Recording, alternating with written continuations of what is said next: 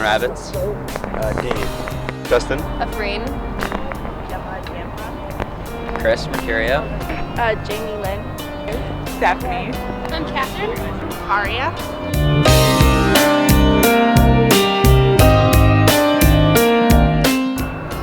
One food I wish I could cook.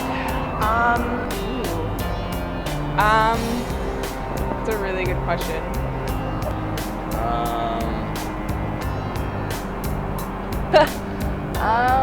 Probably something Asian. I just need to think of the English name for this. I wish I could bake cakes. Chicken parmesan. Wish I had an oven so I could bake a lot, 'cause that's what I like to do more. Indian food, to be honest. Yeah, I want 'Cause Indian food. Yeah.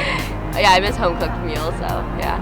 Oh, it's like a hot and spicy oyster noodle soup. Yeah, I think that's the best English name to speak for it. Let's see. Probably like a really good, really big pizza. Room for it in my oven. Ooh. Eggs. I know that's weird, but I'm a vegetarian, and sometimes in dining hall it's hard to get protein.